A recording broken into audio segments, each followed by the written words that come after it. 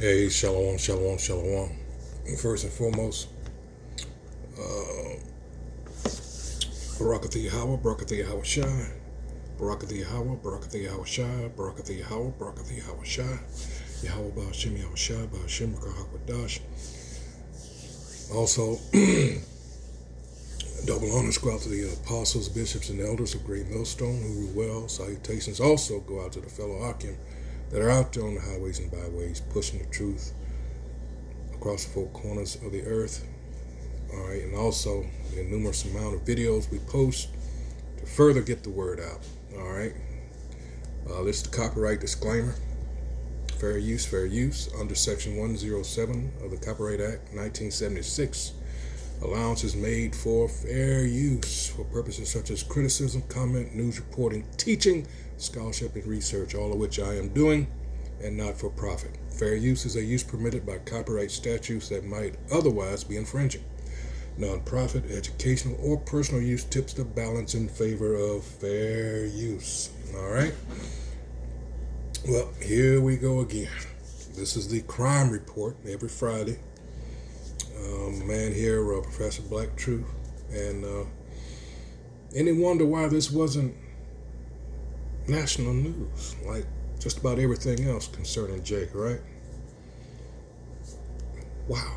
Here we go. Soldiers, I'm the Professor, and this is the moment of truth.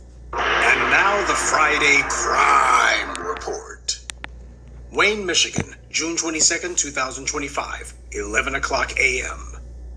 You had that ridiculous meme about black fatigue? Well, we have yet another story of what I think can be called white fatigue, and I'm sure the people are tired of dodging bullets. There's been a number of mass shooting stories in the U.S. this year alone, which tragically are now normal because they're allowed to be. But here's a story about an attempted mass murder at a church in a Detroit suburb that I'll bet you didn't hear about. Even though this was an attempted slaughter at a church, the white media buried it. A little after 11 o'clock a.m. on June 22nd, a man had shown up at Cross Point Church in Wayne, Michigan. This man was a member of the church, as was his mother. This morning, however, he wasn't there to worship. The gunman exited his Nissan truck wearing a tactical vest, armed with an AR-15 and a handgun, when he approached the church building and began firing his weapon. Services at the Vacation Bible School were just ending when this started. The collection had just been passed when the people inside the church heard the sound of gunfire. One parishioner said that's when someone ran to the window and announced there was an active shooter. A live stream video shows people carrying children or directing them to get down and move away. "Come on, everybody to the back," a woman calls out. The woman, who was initially crouching between two rows of seats, stood and waved her arms. "Please, everyone come to the back." Though while some church members were taking cover, others were taking action. In this room, just on the other side of these windows here. Outside Cross Point Community Church in Wayne, Deacon Richard Pryor is opening up for the first time about making a split-second decision to run over a gunman with his pickup truck. As soon as he got out of the vehicle, I saw the fatigues, I saw the gun on his hip, and then he pulled his weapon out of the vehicle. He says his first memory of an attempted mass shooting on Sunday is of an eerie conversation he had with him before the gunman started firing. Kind of pulled up, and I asked him, I said, "Hey, boss." I said, "Hey, boss, are you okay? Everything all right?"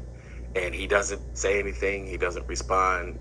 It's not a smile. It's not a smirk. He just kind of looks at me. Seconds later, with no prior police or military training, Pryor says he felt a calling to jump into action, flooring the gas, running over the shooter, who would eventually fire numerous rounds on Sunday. That action temporarily stopping the shooter, who responded by shooting into Richard's truck. As a result of this violent scene, Pryor's truck was destroyed, a vehicle he used to deliver bread for his day job. Thankfully, this GoFundMe page has now surpassed $25,000 to help get a replacement. As for this incredible act of bravery, the humble hero is just asking others to stay vigilant. That gentleman's brave and selfless actions bought time for the members of the church's security team to lock the doors and meet the gunman near the front door, where they exchanged gunfire with him. The shooter was fatally wounded during this encounter, while a member of security suffered a non-fatal gunshot wound to the leg. Miraculously, that was the only injury reported that day. When police arrived, they began to administer CPR on the shooter. Now, how many times have we seen the thugs in blue gun down an unarmed black man or use an intentionally lethal chokehold and nobody attempts any sort of CPR for the victim, not even the paramedics when they show up? If you're a black citizen, nothing is done, even though they're the victims of police violence. Meanwhile, for non-black criminals, this person can shoot up a church, a house of God, and when the cops arrive, they'll do everything they can to save the life of someone who's tried to kill as many innocent people as they could. And if they had been able to revive or otherwise keep this shooter alive, I wonder if they would have taken him immediately to Burger King afterwards. Yeah, makes you wonder. The shooter would be identified as 31-year-old Brian Browning. Months before the attack, Browning had visited the Crosspoint Church to debate with the pastor, Bobby Kelly Jr. He said he was a prophet. He said he heard from God. Pastor Bobby Kelly Jr. said Browning had a private meeting earlier this year where he expressed religious concerns. He had some questions about the Bible. He kind of challenged me on some things in the Bible. And so we went back and forth about some scripture for a little bit. The pastor saw him in February, and after a service, the two spoke. Wondering if you could help me with some things. He seemed to be genuine about needing some help. I don't know exactly what it was because he didn't say. Didn't say it was mental health. It didn't say it was an issue that he had or any of that. He just said, could you help me with some things? And I said, sure. But the next time Browning came back to the church was Sunday. How many rounds do you think that... I gather that from his conversation, he was trying to see if you all easy prey or not. You know, this might be the beginnings of, more of this shit, like what happened down in South Carolina some years ago. All right. See, that's, hey, Christianity, you want everybody to be a friend because that's your interpretation, wrong interpretation of the scriptures. All right. Hey, and you're wondering why this is not being reported, So I wonder if he's going to be invited to the White House or some sporting event with the president or something like that. We'll see, right? shooter shot? He had an AR-15, and I know he reloaded twice and maybe 3 times.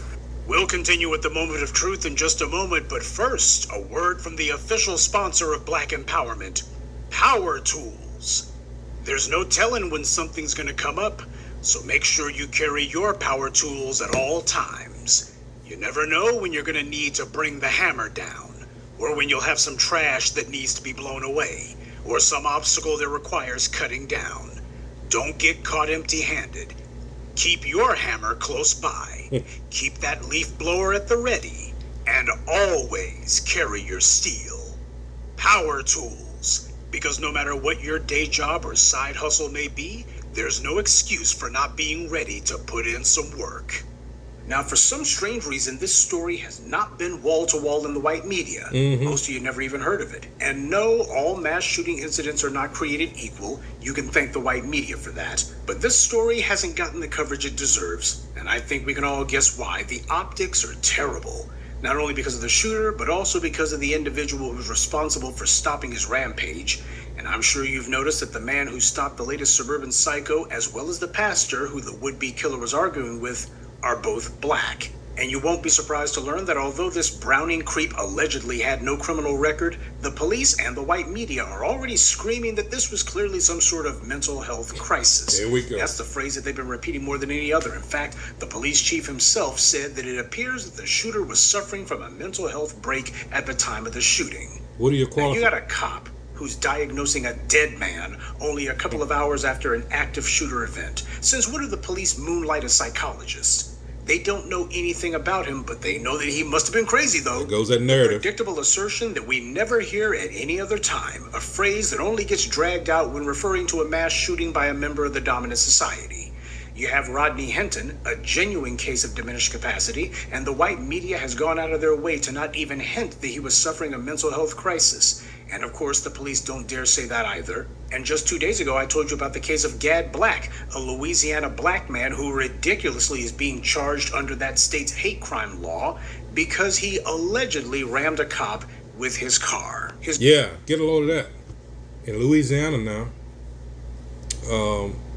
and that's on his page here, it's a hate crime for you to harm a police officer now. I believe that law went on the books in 2016, so everybody's just not hearing about it now. So they're a protected class, excuse me. Ain't that some shit? Girlfriend called the police and told them that this man was suffering a mental health crisis, but the white media pretends as if, oh no, there's nothing wrong with this guy at all. Well, let's make something clear. The Brian Brownings and the Dylan Roofs of this world, they're not crazy. They're not having a mental health crisis, they're having a power trip. That's what these mass shootings represent to them. This isn't someone who isn't being supported. This is someone who has been supported too much. America doesn't have a gun control problem, it has a racial privilege problem. The white media encourages dominant society killers to see themselves as tough guys instead of telling them the truth, that they're weak, coddled, and have a lot of growing up to do. They're pampered, they have a media that psychologically masturbates them full time, a society that feeds them every crumb of their daily bread, and yet somehow they're still angry about something. Yeah. This is where racial privilege has put the society. Because they're weak. These degenerates look to the Mother Emanuel Church massacre as being inspiration. That's the Edomite for you. With everything at his grasp, he's in power. And he's still so inadequate.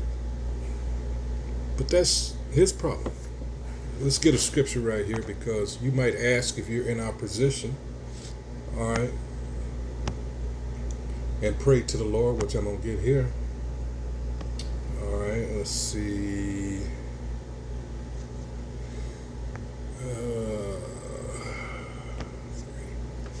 It says, O Most High Yahweh, Lord, how long shall the wicked triumph? Because it seems like, damn, these motherfuckers get away with it. But it only seems that way to the people that can't see what we see. See, that's the thing. We see these curses that are put on us being transferred to them now. Per Deuteronomy 30 and 7. And I don't know his reasoning for striking up a conversation. They say he was a member. But I'm willing, well, no, I'm not going to say that. But it wouldn't surprise me, I'll put it that way, that he'd been checking out some videos. All right. And, you're going to see a lot of that. On my last videos, I put up a video, and, these Edomites are saying the quiet things out loud now. All right. And you can tell it's getting to them. They're feeling what we've felt for a very long time, and they cannot handle it because, again, you're dealing with Edomite/white fragility. All right? They can't handle it. And you're going to see, I'm willing to bet you're going to see a whole lot more of this, because they can't. The whole story in Genesis 25th chapter, starting in 19 with the birth of Jacob and Esau, and Esau's lack of integrity, can't hack it when the going gets tough. All right, despite this illusion he's been able to project to the world that he's this ultra badass, no. no. All right, and like I said, don't be surprised. That's why I always say in most of my videos, keep your head on a swivel, be circumspect, especially in this time that we're in now. All right, because there's going to be a whole lot more things as far as programs and hard times coming this way. This guy isn't playing. All right, there are things that are happening despite what you might see on the outside, it's not really what's going on. All right, I'm gonna save that for one of my next videos. All right, but things are just gonna continue to get worse. So that's why I always stress, again, going back to being circumspect. All right, be careful where you're at, large crowds, etc., etc. All right, because you never know when one of these pieces of shit will flip off. All right, so with that, I think it's a little bit more left. Brits look to the Mother Emanuel Church massacre as being inspiration for their next big shoot 'em up. They see killing scores of people as their way to get some quickie attention without having to earn it by doing anything positive. That's what it means to them. They feel as if the world is no longer kissing their behinds with sufficient adoration, so this is their plan B. Exactly. And even with all of this going on, nobody's going to tell these guys who and what they are and how wrong they are. Instead, the society is going to continue to play along with the idea that, oh, this is just an aberration. Yeah, aberrations that are happening 2 to 3 times every single week. So the society has made up its mind that it's far more important to protect these mass shooters than it is to prevent the next one. And that being the case, whether you're at the movie theater, whether you're at the grocery store, or your local church, you now have to be on the lookout for some member of the dominant society who might decide that today is the day that they want to go show the world how important they are, and that killing you would be the best way for them to do that. And if the only thing that you're counting on to protect you is that the dominant society is going to have some sort of moral compass, and that they're going to respect even a house of God, well, if that's what you're thinking, then you don't have a prayer. And that's this week's Friday. Which we know it's not the house of God. Okay.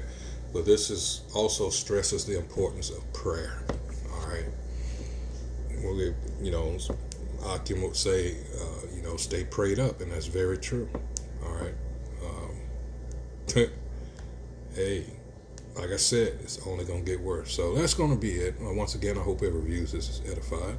As usual, it's what we do here at Great Millstone. And until the next video, hey, shalom.